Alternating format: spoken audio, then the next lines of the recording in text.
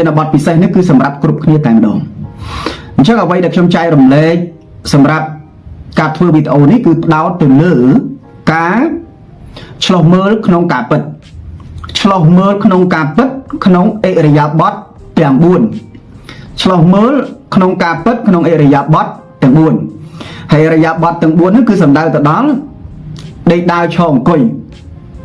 គឺឆ្លុះមើលការពិតក្នុងអិរិយាបថទាំង4គឺដេកដើរឈរអង្គុយដើម្បីឲ្យយើងនឹងកើតនៅសតិសម្បជញ្ញៈឆ្លុះមើលក្នុងការពិតក្នុងអិរិយាបថទាំង4ដើម្បីឲ្យលោកស្រីបងប្អូននឹងកើតនៅសតិសម្បជញ្ញៈដែលសតិសម្បជញ្ញៈមានន័យថាភ្ញាក់ដឹងខ្លួនជាប់ជានិច្ចដើម្បីឲ្យខួរក្បាលរបស់យើងនឹងគឺមានសុខភាពល្អអញ្ចឹងខ្ញុំក៏ចំណាយពេលដើម្បីចែករំលែកដល់លោកស្រីបងប្អូនទាំងអស់គ្នានៅកាដូពិសេសនេះអញ្ចឹងដើម្បីទៅដល់ចំណុចពិសេសសូមអនុញ្ញាតឲ្យខ្ញុំរៀបរាប់ចែករំលែកពីមួយជំហានទៅមួយជំហានដើម្បីឲ្យយើងអាចក្លាយទៅជាបុគ្គលដែលមានសតិសម្បជញ្ញៈពេញលេញឬក៏យើងអាចប្រើពាក្យថាយើងភ្ញាក់ដឹងខ្លួនជាប់ជានិច្ចដើម្បីឲ្យសុខភាពខួរក្បាលក៏ដូចជា healthy brain របស់យើងបានល្អប្រសើរតាមរយៈការហ្វឹកហាត់ជាប្រចាំអញ្ចឹងចំណុចដែលខ្ញុំចែករំលែក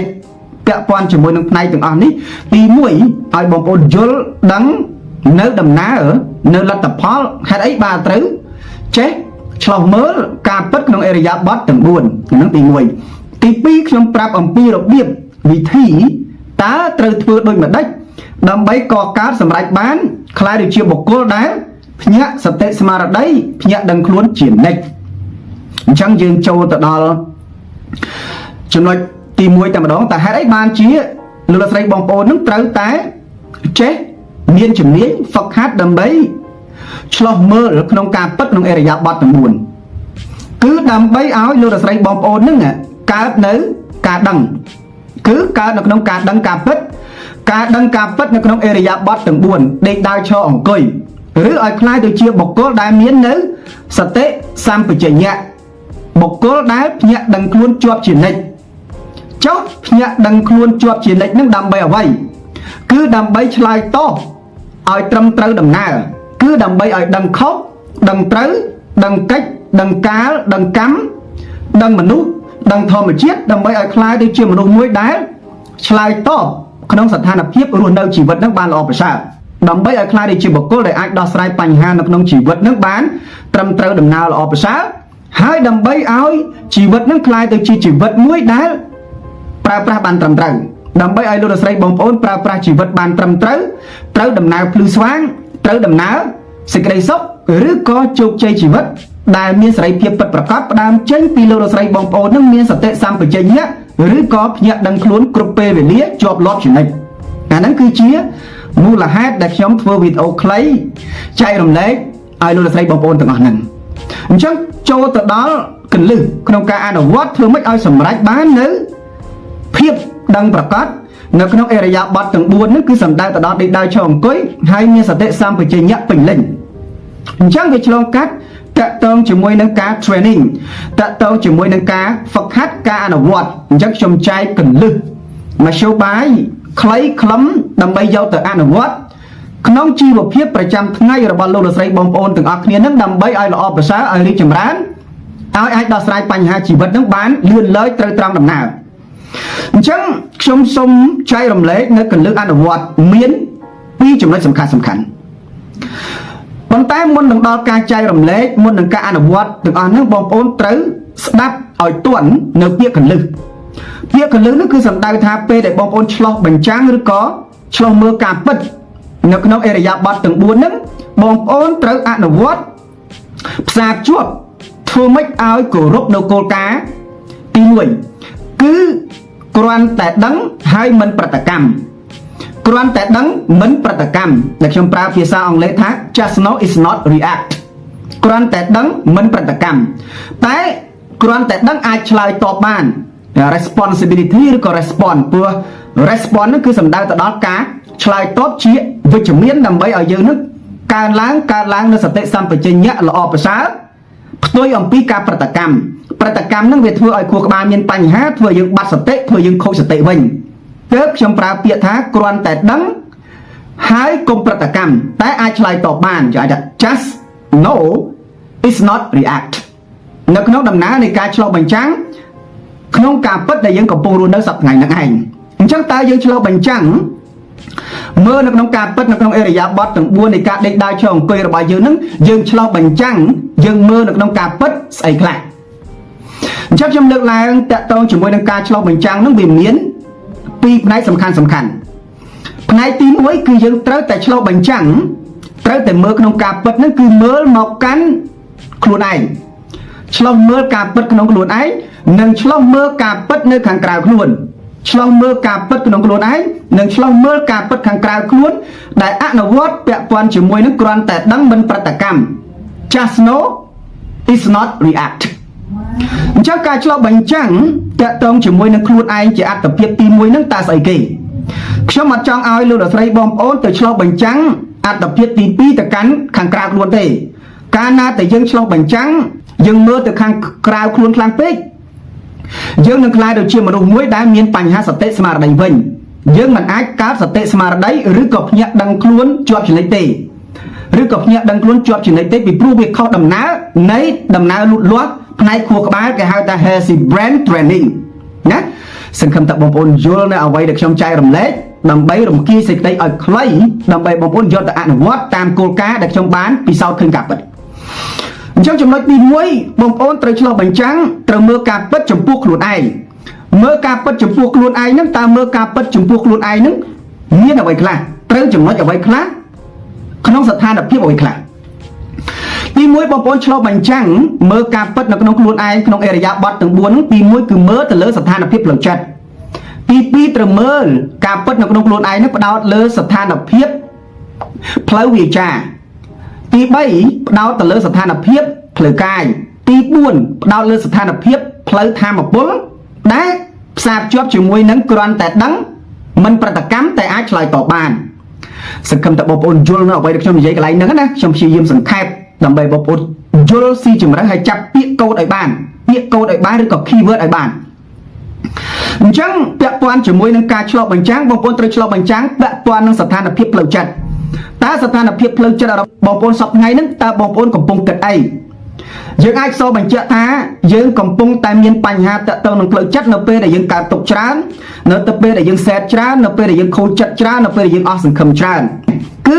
មានន័យថាយើងអត់បានជាអ្នកឆ្លុះបញ្ចាំងអំពីផ្លូវចិត្តទេយើងកំពុងតែដឹងប៉ុន្តែយើងប្រតិកម្មដែលធ្វើឲ្យផ្លូវចិត្តរបស់យើងនឹងមានបញ្ហាកើតទុក្ខសែតឬក៏មានបញ្ហាអារម្មណ៍គ្រប់បែបយ៉ាងអាហ្នឹងឲ្យបងប្អូនតោងដឹងថាកន្លែងនេះគឺជាកន្លែងមានបញ្ហាពាក់ព័ន្ធជាមួយនឹងរបៀបនៃការឆ្លុះបញ្ចាំងនឹងអត់ទាន់ត្រឹមត្រូវទេវាអត់ទាន់មានសតិសម្បជញ្ញៈទេប៉ុន្តែយើងកំពុងប្រតិកម្មធ្វើឲ្យមានបញ្ហាវិញសង្ឃឹមថាបងប្អូនយល់ណាបងប្អូនណាអាហ្នឹងគឺឆ្លុះបញ្ចាំងទៅលើប្រព័ន្ធផ្លូវចិត្តប្រព័ន្ធវាចាបើសិនបើយើងមានបញ្ហាមានន័យថាយើងមានបញ្ហាតាក់ទងជាមួយនឹងការនិយាយកុហកច្រើននិយាយញុះញង់ច្រើនការនិយាយពីឥតប្រយោជន៍ច្រើនទៅលើដំណើរការនៃការដេកការចូលអង្គុយការរស់នៅប្រចាំថ្ងៃរបស់យើងមានន័យថាយើងអត់បានឆ្លុះបញ្ចាំងយើងអត់បានដឹងការពិតហើយយើងតែងតែប្រតិកម្មទើបធ្វើឲ្យយើងមានបញ្ហាទៅលើផ្លូវវាចាយើងអាចឆ្លុះបញ្ចាំងទៅលើផ្លូវកាយតើកាយយើងសពថ្ងៃនឹងមិនលឺគីឡូទេកាយរបស់យើងនឹងសុខដុមទេកាយរបស់យើងរហ័សរហួនទេបើសិនបើយើងអត់មានសុខភាពកាយបានល្អប្រសើរមានន័យថាយើងកំពុងតែមានបញ្ហាដំណើរការនៃការរស់ដែលផ្សារភ្ជាប់ជាមួយនឹងបញ្ហាផ្លូវកាយដែលធ្វើឲ្យយើងមានបញ្ហាមានន័យថាយើងអត់ទាន់បានឆ្លុះបញ្ចាំងយើងអត់ទាន់បានឲ្យតម្លៃខ្លួនឯងយើងអត់បានស្រឡាញ់ខ្លួនឯងទេយើងកំពុងបណ្ដោយឲ្យជីវិតរបស់ខ្លួនឯងតាក់ទងនឹងផ្លូវកាយនោះមានបញ្ហាកើតទុក្ខមានជំងឺអញ្ចឹងមានន័យថាយើងក៏មិនបានមានសតិសម្បជញ្ញៈឬក៏ភ្ញាក់ដឹងខ្លួនដើម្បីកែប្រែដើម្បីឆ្លើយតបដើម្បីដោះស្រាយបញ្ហាពាក់ព័ន្ធជាមួយនឹងផ្លូវកាយដែរមួយទៀតឆ្លុះបញ្ចាំងពាក់ព័ន្ធនឹងធម៌ពលនេះគឺតម្រូវទៅដល់ការទ្រទ្រង់កាយទ្រទ្រង់ចិត្តទ្រទ្រង់វិចារដើម្បីឲ្យល្អប្រសើរកាលណាយើងកើតទុក្ខច្រើនយើងវេទនាច្រើនយើងអណ្ដែតអណ្ដូងច្រើនយើងជួបនៅបាបប្រគ្រោះឬក៏គ្រោះកម្មឬក៏សំណាងអាក្រក់ពាក់ព័ន្ធនឹងជីវិតនឹងមានន័យថាយើងប្រើប្រាស់ជីវិតនឹងអត់បានត្រឹមត្រូវហើយមានន័យថាដំណើរនៃការទ្រទ្រង់នៃជីវិតរបស់យើងនឹងគឺមិនបានល្អប្រសើរទេអញ្ចឹងយើងត្រូវដឹងយើងត្រូវយល់យើងត្រូវឆ្លុះបញ្ចាំងហើយឆ្លើយតបដោយល្អប្រសើរអានោះគឺជាអ្វីដែល លោកលោកស្រីបងប្អូនត្រូវតែដឹងត្រូវតែយល់ត្រូវតែចេះឆ្លុះបញ្ចាំងឲ្យស្ទាត់ជំនាញពាក់ព័ន្ធជាមួយនឹងផ្លូវចិត្តផ្លូវវិជ្ជាផ្លូវកាយនិងផ្លូវធម៌ពលតាំងនៅក្នុងគោលការណ៍រួមមួយគ្រាន់តែដឹងមិនប្រតិកម្ម just know is not react ត្រឹមតែដឹងប៉ុន្តែមិនប្រតិកម្មប៉ុន្តែអាចឆ្លើយតបបានហ្នឹងខ្ញុំសង្ឃឹមថាបងប្អូនអាចយល់ដឹងតាក់ទងជាមួយនឹងរបៀបអនុវត្តក្នុងចំណុចហ្នឹងអាហ្នឹងគឺពាក់ព័ន្ធនឹងកត្តាផ្ទាល់ខ្លួនឆ្លុះបញ្ចាំងឬក៏ឆ្លុះឃើញការឆ្លុះមើលការពិតក្នុងអរិយាបថទាំង4ដែលដើមចេញពីខ្លួនយើងទៅជាអត្តភាពទី1បន្ទាប់មកយើងរស់នៅក្នុងសង្គមយើងមានសម្ព័ន្ធភាពជាមួយនឹងប្តីប្រពន្ធយើងមានសម្ព័ន្ធភាពជាមួយបងប្អូនយើងមានសម្ព័ន្ធភាពជាមួយនឹងក្រុមការងារនិងមនុស្សជំនាញខ្លួននៅក្នុងផ្ទាល់ដោយមិនផ្ទាល់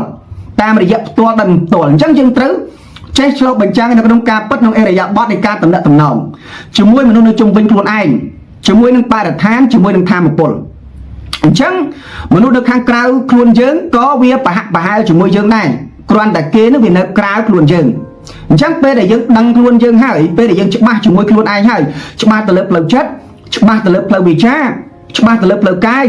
ច្បាស់ទៅលើផ្លូវធម៌ពលហើយតាំងនៅគ្រាន់តែដឹងមិនប្រតិកម្មគ្រាន់តែដឹងឆ្លើយតបអញ្ចឹងយើងអាចទៅមួយជំហានទៀតគឺយើងអាចទៅឆ្លងមើលការពិតនៅក្នុងអរិយាបថនៃការតំណែងតំណងជាមួយនឹងមជ្ឈដ្ឋានខាងក្រៅមនុស្សខាងក្រៅ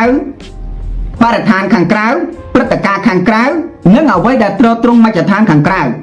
ទោះបីគេជាមនុស្សយ៉ាងម៉េចយ៉ាងម៉ាក៏ដោយកាលណាយើងឆ្លើយតបដោយអារម្មណ៍ខឹងក្រោធយើងឆ្លើយតបដោយអារម្មណ៍អណ្ដែតអណ្ដូងយើងឆ្លើយតបដោយអារម្មណ៍កើតទុក្ខមានន័យថាយើងអត់បានខ្លាយដូចជាមនុស្សដែល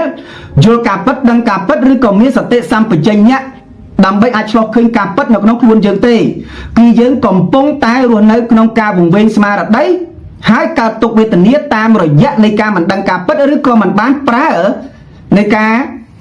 ហ្វឹកហាត់ប្រើនៃការដឹងការពិតនៅក្នុងចិត្តនៅក្នុងវិជ្ជានៅក្នុងកាយនៅក្នុងធម៌ពលហើយតាំងនៅដល់ល្អប្រសើរគេហៅថាឆ្លុះមើលឃើញការពិតនៅក្នុងកាយរបស់យើងឲ្យភ្លឺស្វាងដើម្បីឲ្យដឹងខុសដឹងត្រូវដើម្បីឲ្យស្គាល់ការស្គាល់កិច្ចស្គាល់កម្មស្គាល់មនុស្សស្គាល់ធម្មជាតិនៅក្នុងខ្លួនទេអញ្ចឹងហើយបាទខ្ញុំលើកទឹកចិត្តឲ្យបងប្អូនទាំងអស់គ្នាចេះឆ្លុះមើលការពិតនៅក្នុងខ្លួនឯងជាទី1ជាអត្តភាពទី1បន្ទាប់ពីបងប្អូនហ្វឹកហាត់ពីមួយថ្ងៃទៅមួយថ្ងៃពីមួយឆ្នាំទៅមួយឆ្នាំធ្វើដដែលរហូតដល់បងប្អូនដោះនៅការយល់ដោះនៅការដឹងដោះនៅការច្បាស់ពេលនោះហើយបងប្អូននឹងកើតតួសតិសម្បជញ្ញៈភ្ញាក់ដឹងខ្លួនចំណេះដឹងខ្លួនគឺដឹងខ្លួនឯងដឹងខាងក្នុងដឹងខាងក្រៅដឹងខាងក្នុងដឹងខាងក្រៅគឺដឹងខាងក្នុងមុនបានដឹងខាងក្រៅក្រោយកាលណាតែយើងទៅដឹងខាងក្រៅមុនកាលណាតែយើងចាប់កំហុសនៅដទៃមុនមានន័យថាយើងនាំបញ្ហាបាបប្រគ្រោះដល់ខ្លួនឯងអញ្ចឹងហើយសម្រាប់បុគ្គលដែលមានភាពជាខ្លួនឯងសម្រាប់បុគ្គលមានភាពជាអ្នកដឹកនាំសម្រាប់បុគ្គលដែលខ្លាំងពូកែគឺគេមានជំនាញពាក់ព័ន្ធជាមួយនឹងការឆ្លោះមើលក្នុងការពិតក្នុងអរិយាបថទាំង4ដើម្បីឲ្យគេខ្លាយទៅជាអ្នកដឹកនាំមិនថាបរិសុទ្ធមិនថាស្ត្រីដើម្បីឲ្យគេខ្លាយជាមនុស្សចាស់ចិត្តចាស់គំនិតដើម្បីឲ្យគេអាចដឹកនាំជីវិតបានល្អប្រសើរវាទាមទារឲ្យបុគ្គលនឹងមានជំនាញទី1គឺពាក់ព័ន្ធជាមួយនឹងការឆ្លោះមើលការពិតក្នុងអរិយាបថទាំង4គឺឆ្លោះមើលចិត្តខ្លួនឯងឆ្លោះមើលកាយខ្លួនឯងឆ្លោះមើលវាចាខ្លួនឯងឆ្លោះមើលធម៌ពលខ្លួនឯងហើយតាំងនៅជាការដឹងរហូតយល់រហូតហើយជាអ្នកឆ្លើយតបជាអ្នកដឹងខុសដឹងត្រូវមិនអាចខ្លាយទៅជាបុគ្គលដែលដឹងការពិតហើយយើងទៅប្រតិកម្មទេវាធ្វើឲ្យប៉ះពាល់ដល់ខួរក្បាលវាធ្វើឲ្យប៉ះពាល់ដល់សម្ព័ន្ធភាពវាធ្វើឲ្យប៉ះពាល់ដល់ជោគវាសនាជីវិតហើយវាតាក់ទាញរឿងអាក្រក់ចូលនៅក្នុងជីវិតរបស់យើងតែម្ដងអញ្ចឹងហើយបាទខ្ញុំលើកទឹកចិត្តព្យាយាមធ្វើវីដេអូខ្លីបន្ទាប់ពីខ្ញុំ live រយៈពេល2ម៉ោងជាងហ្នឹងខ្ញុំព្យាយាមមកធ្វើឲ្យខ្លីដើម្បីបងប្អូនចាប់ឲ្យទាន់ពាក់ព័ន្ធជាមួយនឹងចំណុចទី1នៃការធ្វើម៉េចហ្វឹកហាត់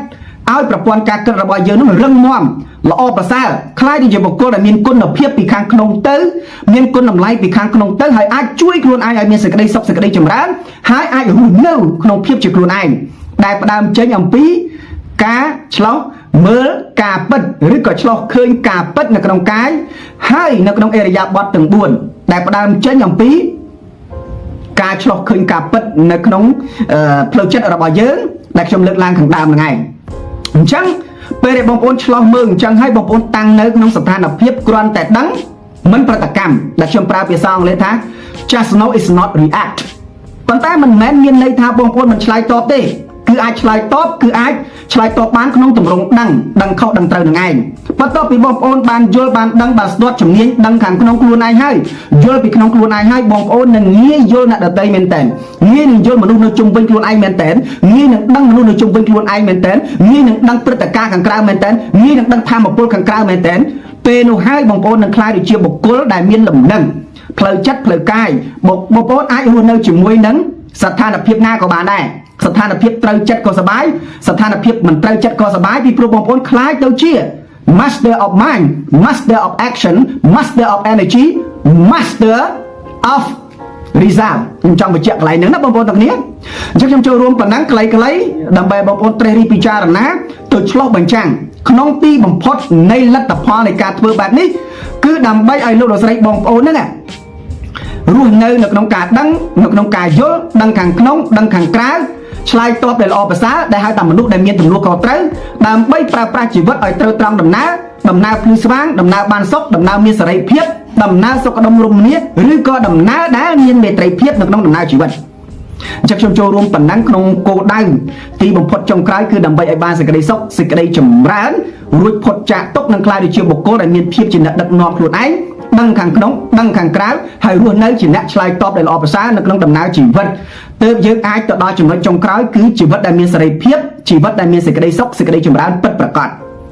នេះគឺជាអ្វីដែលខ្ញុំចង់ចែករំលែកពីក្បួនពីខ្នាតពីរបៀបនៃការអនុវត្តដើម្បីបងប្អូនយកទៅអនុវត្តជាក់ស្ដែងនៅក្នុងដំណើរជីវិតទាំងអស់គ្នាដើម្បីឲ្យភ្លឺស្វាងទាំងអស់គ្នាហើយអនុវត្តទៅតាមចំណុចទាំងអស់នឹងឯងប៉ុន្តែបើអត់យល់អត់ស៊ីជម្រៅអត់ច្បាស់ទៅលើផ្នែកណាមួយនៅក្នុងពាក្យពេចន៍ដែលខ្ញុំចែករំលែកបងប្អូនអាចតាក់ទងមកសួរផ្ទាល់មកជួបផ្ទាល់មកផឹកកាហ្វេជាមួយខ្ញុំផ្ទាល់ដើម្បីជជែកឲ្យស៊ីជម្រៅone to oneបន្ថែមទៀតអញ្ចឹងខ្ញុំសូមចូលរួមចែករំលែកប៉ុណ្ណឹង